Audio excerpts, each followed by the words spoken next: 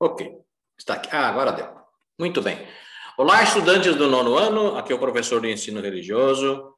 Para quem ainda não me conhece, o meu nome é Saulo.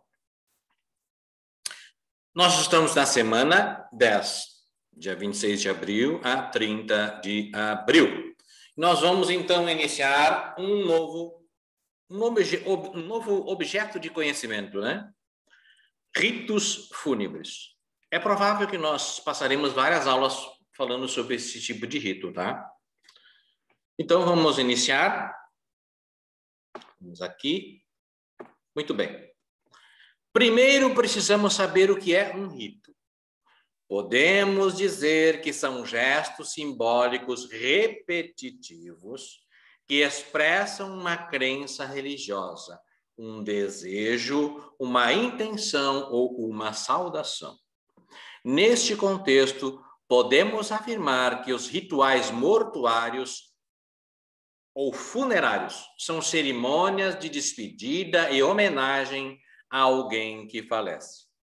O ritual pode incluir a prática do sepultamento ou cremação, conforme a tradição cultural e religiosa de cada povo. Bom, neste primeiro parágrafo, então, eles expressam uma crença religiosa, um ritual fúnebre. Por exemplo, no Brasil é muito comum, não é? Nós temos um ritual fúnebre, né? Tem o ataúde, onde as pessoas faleceram, né? Eles fazem um tempo ali de velório para depois ser enterrado. Ou no chão, né? Como vocês já viram, ou nas gavetas, né? É muito comum aqui no Brasil. E aí, uma pessoa evangélica, uma pessoa católica ou outra religião, ele faz ali o seu culto, se despedindo daquela pessoa, não é? Logo depois que, nas primeiras horas que depois em que ele foi constatado o falecimento, tá? Vamos continuar assim. Sim, lembrando, este seria então, como eu acabei de falar para vocês, um sepultamento. Mas existe também a cremação, onde as pessoas colocam o ataúde dentro de um forno, então ali é incinerado, né, o corpo da pessoa junto com o ataúde, né, tudo junto, e depois é colocado numa urna as cinzas da pessoa, que é entregue aos familiares. Tá? Aí tem familiares que colocam no cemitério ou alguma coisa parecida assim. Alguns jogam as cinzas no mar, esse tipo de coisa, tá? Mas isso é cremação. Então, de novo, vamos lá. A partir do segundo parágrafo. Inicialmente, vamos descrever o rito mortuário no Antigo Egito. Agora, atenção. Entre os egípcios, as máscaras mortuárias eram usadas para cobrir o rosto de múmias. Tá? Aqui nós temos a máscara mortuária do faraó Tutancâmon. Tá? E assegurar que o espírito da pessoa morta fosse capaz de reconhecer o próprio corpo depois da morte. Havia também o processo de mumificação, que envolviam tentativas dos sacerdotes de reanimar o corpo com orações. Depois, o corpo era lavado com o objetivo de purificação. Para eles, a preservação do corpo sem vida favorecia a crença na imortalidade. E, para tanto, os egípcios antigos elaboraram técnicas avançadas de mumificação, pois acreditavam no retorno da alma. Por isso, os falecidos eram preparados para serem sepultados, sendo submetidos ao processo de embalsamamento, transformando os corpos no que conhecemos hoje como múmias. Praticamente todos vocês devem reconhecer de como é uma múmia, né? Então, esse processo de embalsamamento, né? Dessas pessoas falecidas no Antigo Egito, tá? Então, isso expressa o quê? Expressa este rito que eles faziam, não é? E mesmo quando nós hoje vamos sepultar também uma pessoa, não é? Se nós vamos lá nos despedir dela, se nós lá vamos fazer orações para ela, não é? Pedir por aquela alma, é porque nós acreditamos numa vida após a morte.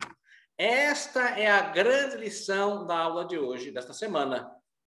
Que O rito fúnebre, o rito mortuário, mostra que as pessoas, quando enterram alguém, não é? Quando colocam alguém numa gaveta no cemitério, cuidam lá, botam flores, não é? No caso dos egípcios e de tantas outras civilizações, está mostrando que nós cremos na vida após a nossa morte física. Tá? Esta é a grande lição. Tá? E depois, nas próximas aulas, o professor vai mostrar para vocês e vai discutir com vocês, se Deus quiser, não é? Através do Meet, não é? A gente pode conversar bastante sobre isso aí. É muito interessante. Tá? Essas diferentes culturas, essas diferentes tradições religiosas, como vem a morte. Tá? A morte e a vida pós-morte. Tá? Então, vamos lá para os exercícios. Nós vamos ter 2 exercícios apenas, tá? O primeiro, assinale a alternativa correta. O que é um rito? O que é um rito? Nós temos apenas uma alternativa entre A, B e C. Tá? É bem fácil, é só ler com calma o texto. Né? O professor, inclusive, diz para vários alunos, alguns devem se identificar com isso, eu digo assim: primeiro, leia o texto todo. Depois, leia o texto uma segunda vez, né? Apontando, sublinhando, né? Ou, de alguma forma, as partes mais importantes, para depois fazer a atividade. Muitas vezes a gente está ansioso, já quer fazer a atividade direto, mas nem lê o texto ainda. Compreendeu? Tá? E sempre lê o texto mais de uma vez. Se for necessário uma terceira vez, uma quarta vez, leia-se de novo. Tá? Exercício 2. Você crê na vida após a morte? Justifique a sua resposta. Então, sim ou não? E depois, por quê? Quais os argumentos que te levam a crer na vida após a morte? Ou quais os argumentos que te levam a não crer na vida após a morte? Compreenderam? Não precisa ser uma grande resposta, 2 linhas, 3 linhas.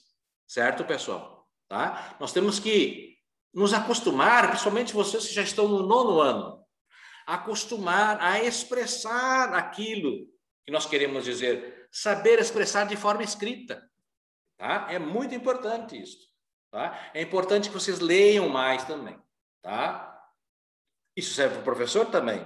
O professor também precisa ler bastante. Não é? Justamente para poder expressar isso para vocês.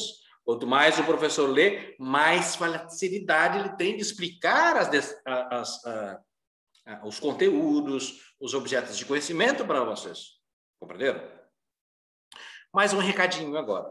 Aqueles que fazem uso do Google Sala de Aula, entre o 9º ano já tem uma boa quantidade usando, ótimo. Tá? Eu lembro uma coisa.